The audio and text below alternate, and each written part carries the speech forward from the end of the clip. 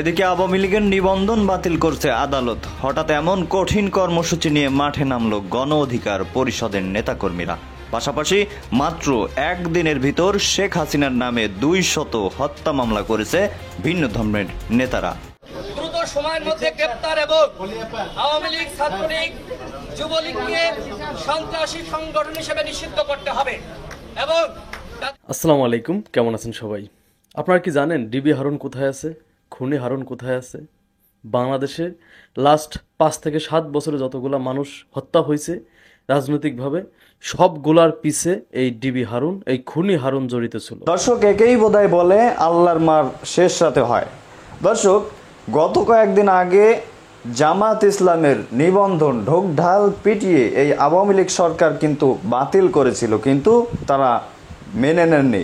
দর্শক, এবার সেই পাশা কিন্তু সম্পূর্ণই ঘুরে গেল। এবার আওয়ামী লীগের নিবন্ধন বাতিল করতেছে গণ অধিকার পরিষদ। তারা এক দফা বলতে পারেন তেমনভাবে মাঠে নেমেছে আওয়ামী লীগের নিবন্ধন বাতিল করার জন্য। দর্শক, এ বিষয়ে সর্বশেষ আপডেট আমরা জানবো যে কি অবস্থায় আছে আওয়ামী লীগের নিবন্ধন বাতিল হলো কিনা। আশা করি আপনারা সঙ্গেই থাকবেন। এতটুকু জানতে পারেন যে নিবন্ধন বাতিল হওয়ার কাছাকাছি গেছে। পাশাপাশি ডিবি হারুন সাহেব তিনি পালাতে গিয়ে জনগণের কাছে বেদম পিটনি খায় হাসপাতালে। আপনারা তো শুনেছেন অনেকে যে আয়নাঘরে কীভাবে অত্যাচার করা হতো। ডিবি হারুনকে অত্যাচার করা এখনও হয়নি। দর্শক, চলুন আমরা একে একে কয়েকটা প্রতিবেদন দেখে আসি। আমরা নূর এবং রাশেদের মুখ থেকে সেই কথাগুলো শুনবো যে নিবন্ধন কত দূর আওয়ামী লীগের নিবন্ধন বাতিলে। তো দর্শক, চলুন স্ক্রিনে।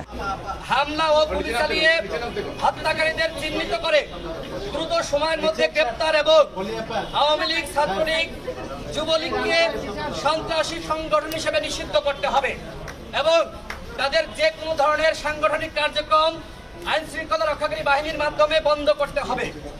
আমরা আরো জানিয়েছি সকল জেলায় নতুন পুলিশ সুপার নিয়োগ দিতে হবে এবং উপজেলা এবং থানা পর্যায়ে নতুন ওসি নিয়োগ দিতে হবে। স্বরাষ্ট্র সচিব জাহাঙ্গীর আলমের আমরা পদত্যাগ দাবি করেছি। একই সাথে বিভাগীয় ডিআইজি সহ দলবাস কর্মকর্তাদেরকে চাকরিচ্যুত করে দুর্নীতি ও দুর্বৃত্তায়নের সাথে যারা জড়িত তাদেরকে দ্রুত সময়ের মধ্যে আইনের আওতায় আনতে হবে।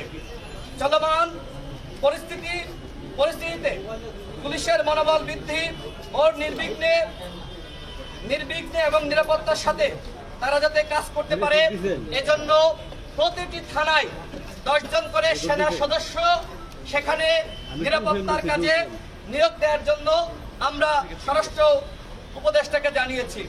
পাসপোর্ট সহ ইমিগ্রেশন সেখানে যে ধরনের হয়রানি এবং ঘুষ দুর্নীতি, আমরা বলেছি যে এই দুইটা অফিস স্বরাষ্ট্র উপদেষ্টার পক্ষ থেকে যেন অনতিবিলম্বে ভিজিট করা হয় এবং এই দুইটা স্থানে যাতে কোনোভাবেই ঘুষ দুর্নীতি না চলে সে বিষয়ে যথাযথ পদক্ষেপ নেওয়ার জন্য দেশের কোনো সদস্যের বিরুদ্ধে ঘুষ দুর্নীতি এবং যে কোনো ধরনের অভিযোগ আসলে 1 মাসের মধ্যে তদন্ত সাপেক্ষে ব্যবস্থা গ্রহণ করতে হবে, আমরা এই দাবি জানিয়েছি। এবং একই সাথে আপনারা জানেন যে এই আওয়ামী ফ্যাসিবাদের আমলে ছাত্রলীগ, যুবলীগ, আওয়ামী লীগ তারা বিভিন্নভাবে তারা বৈধ অস্ত্র নিয়েছে।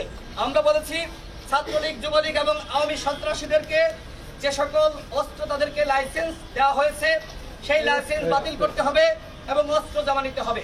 এবং সাম্প্রতিককালে থানাগুলো থেকে যে অস্ত্র লুটের ঘটনা ঘটেছে, আমরা বলেছি অবৈধ অস্ত্র আগামী 24 ঘন্টার মধ্যে সকল অস্ত্র উদ্ধার করতে হবে। বিভিন্ন সময় অন্যায়ভাবে যে সকল পুলিশ সদস্যদেরকে চাকরিচ্যুত করা হয়েছে তাদেরকে অনতিবিলম্বে চাকরিতে বহাল করতে হবে। এবং আমরা দেখতে পাচ্ছি যে অনেক পুলিশ সদস্য যারা চাকরিতে ফিরছে না, যে কারণে প্রয়োজন অনুযায়ী আমরা নতুন সদস্য নিয়োগ দেওয়ার জন্য আহ্বান জানিয়েছি।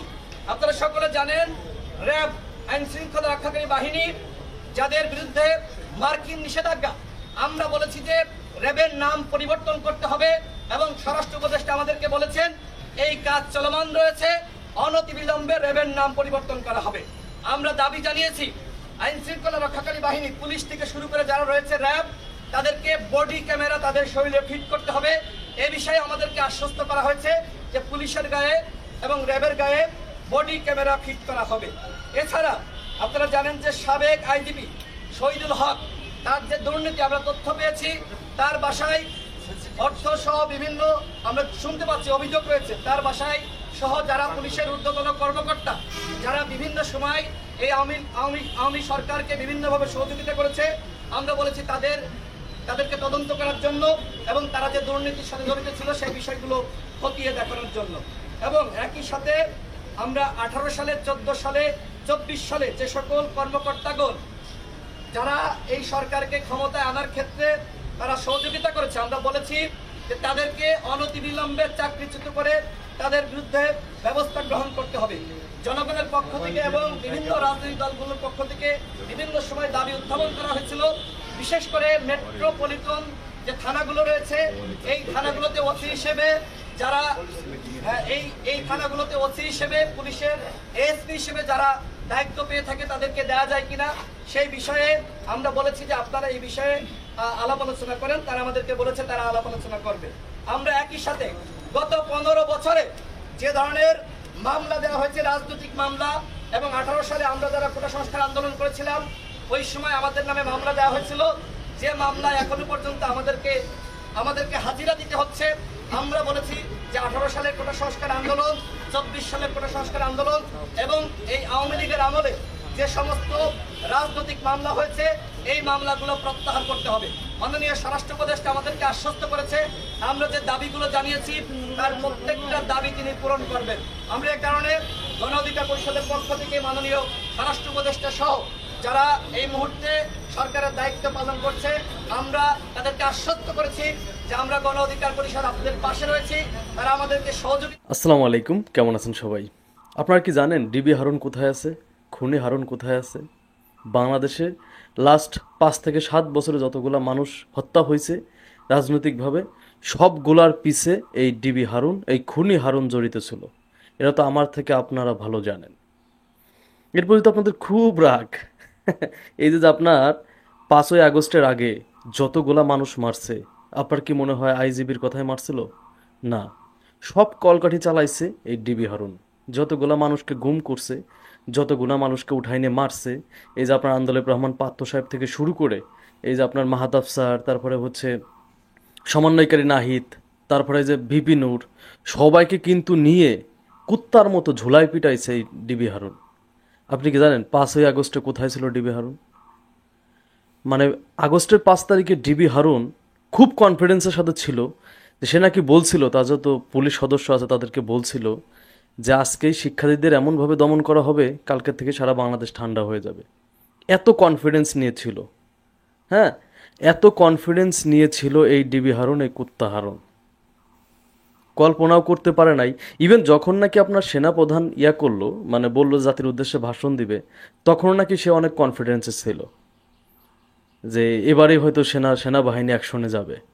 যখন শুনলো শেখ হাসিনা পদত্যাগ করবে, তখন নাকি ডিবি হারুন দেওয়াল টপকায় যাইতে গিয়ে মানে শৈলে মানে এক অংশ ব্যথা পায়। পরে আইজিপির সাথে পুলিশের যে প্রধান যে হেডকোয়ার্টার সদর দপ্তর ওইখানে চলে যায়। ওইখান থেকে মিরপুরের কোনো একটা জায়গাতে মানে সে আত্মগোপনে চলে যায়। এই কুত্তা হারুন সারা জীবন মানুষকে গুম করছে, মানুষকে মারছে। মানে অক্টোবরের 28 তারিখের ঘটনা আপনারা জানেন। 28শে অক্টোবর বিএনপির পুরা মানে ওই সমাবেশটাকে নস্যাৎ করার 1 নম্বর ছিল এই ডিবি হারুন। ডিবি হারুনকে আপনারা চেনেন সবাই। এই কুত্তা হারুন মানুষের সাথে কি জুলুম অত্যাচারটা করছে, হ্যাঁ। এই বিগত সময়গুলাতে একক আধিপত্য বিস্তার করছে, ভাতের হোটেল খুলে নিছিল, মানে বাংলাদেশে সার্কাস বানায় নিছিল। এই সব কুত্তা, এইসব জানোয়াররা বাংলাদেশকে সার্কাস বানায় নিছিল, আর আমরা সবাই দেখছি, বিনোদন নিছি। সে ভাতের হোটেল খুলে বইছে, যে যায় তারাই ভাত খাওয়ায়। দেখেন একটা কথা বলি, জনগণের মন থেকে যদি একবার উঠে যান, আমি মনে করি শেখ হাসিনার পরে যদি কোনো ঘৃণিত ব্যক্তি থাকে, মানুষের রাগ যদি চরম পর্যায়ে থাকে, সেটা হচ্ছে ডিবি হারুন। ডিবি হারুনের উপর যে মানুষের যে পরিমাণ রাগ, এটা মনে হয় প্রধানমন্ত্রীর পরেই সেকেন্ড অপশনে আছে। ওবায়দুল কাদেরের উপর এত রাগ নাই যত রাগ ডিবি হারুনের উপর আছে। যতগুলা কূটনৈতিক চাল, যতগুলা মানুষকে মারার প্ল্যান, সব প্ল্যান দিছে এই কুত্তা হারুন। কোথায় তোমার ক্ষমতা? তো দর্শক দেখলেন খুব গুরুত্বপূর্ণ কিছু আলোচনা আমরা শুনতেছিলাম। এ বিষয়ে আপনারা কি বলতে চান? আর বেশি লম্বা করব না, আপনাদের মেন আলোচনাগুলো শুনিয়েছে। এ বিষয়ে আপনারা যদি কিছু বলতে চান অবশ্যই আমাদের জানাবেন। দর্শক, আওয়ামী লীগের নিবন্ধন বাতিল করা উচিত কি উচিত না অবশ্যই আমাদের জানান। আশা করি অনেকেই লিখবেন যে আওয়ামী লীগের নিবন্ধন অবশ্যই বাতিল করা উচিত, কারণ এতগুলো রক্ত, এতগুলো শহীদ, এতগুলো খুন খারাপের পরে তাদের নিবন্ধন কোনোভাবে বাতিল না হয়ে থাকতে পারে না। আমার মতামত, আমি একজন মিডিয়া কর্মী, আমাদের বাক স্বাধীনতাটা ফিরে এসেছে। আমি এখন নির্ভয়ে বলতে পারি যে আওয়ামী লীগের নিবন্ধন আমার মতে বন্ধ করে দেওয়া উচিত, বাতিল করা উচিত। তারা রাজনৈতিক ভ্যালুটা নষ্ট করেছে। রাজনৈতিক করার তাদের কোনো অধিকার নেই। তারা রাজনৈতিকে টিকে থাকার জন্য রক্তের পরে দাঁড়িয়ে আছে। সেই রক্ত বেশি দিন তাজা থাকে না, রক্ত একদিন শুকিয়ে যায়। সেই হিসেবে রক্তের পরে দাঁড়িয়ে রাজনীতি করা যায় না। সেই হিসেবে আওয়ামী লীগের নিবন্ধন এখনই বাতিল করা উচিত। দর্শক, আপনার কি মনে হয় অবশ্যই আমাদের কমেন্টে জানান। আর হ্যাঁ, পরবর্তীতে এরকম গুরুত্বপূর্ণ ভাইরাল আপডেটগুলো দেখতে আমাদের চ্যানেলটি সাবস্ক্রাইব করেন। ধন্যবাদ এতক্ষণ আমাদের সাথে থাকার জন্য। আসসালামু আলাইকুম ওয়া রাহমাতুল্লাহি ওয়া বারাকাতুহু।